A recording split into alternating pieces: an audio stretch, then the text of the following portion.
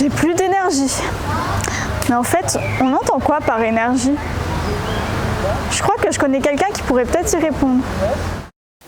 Alors, oula, mais il me manque un truc là.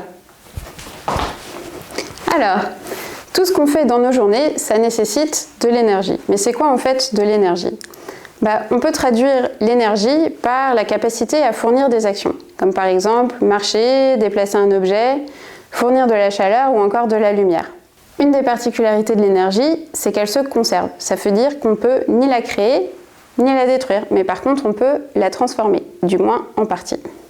Par exemple, quand on mange, les aliments nous apportent de l'énergie sous forme de nutriments. Les nutriments, ils sont transformés par notre corps pour nous permettre de marcher, parler, courir, réfléchir. Et c'est la même chose dans toutes les machines qu'on utilise dans notre quotidien.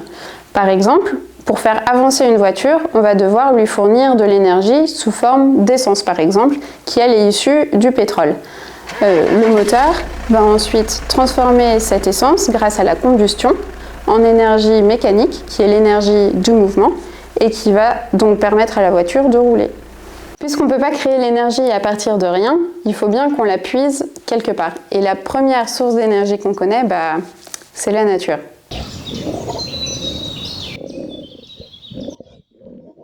Les énergies qu'on trouve dans la nature, on les appelle les énergies primaires. Et il en existe en fait plusieurs sortes. On va avoir les énergies renouvelables et les énergies non renouvelables.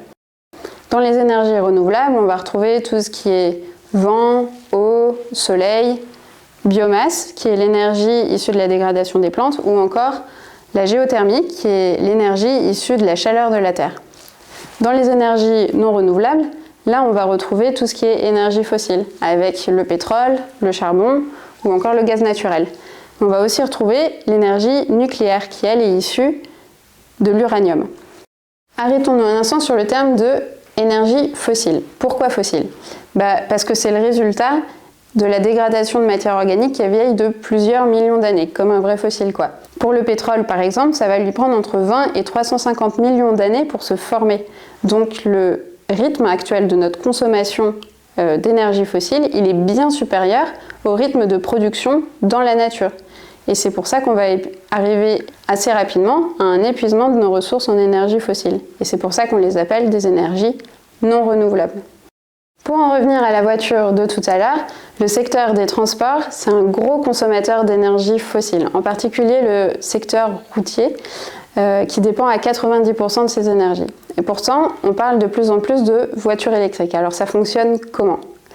Vous vous en doutez, les voitures électriques, ça fonctionne à l'électricité. Mais l'électricité, on n'en a pas parlé tout à l'heure parce que ce n'est pas une énergie primaire, c'est un vecteur énergétique. Ça veut dire qu'elle est créée à partir d'autres sources d'énergie, comme par exemple le nucléaire, le charbon, le vent ou encore le soleil. Et cette électricité, elle est ensuite stockée à l'intérieur de la voiture à l'aide d'une batterie et ensuite restituée au moteur qui va la transformer en énergie mécanique, l'énergie du mouvement, la même qui fait avancer la voiture à essence. Bon, j'en aurais appris des choses. Bon, maintenant que je suis bien reposée, faut que j'y aille.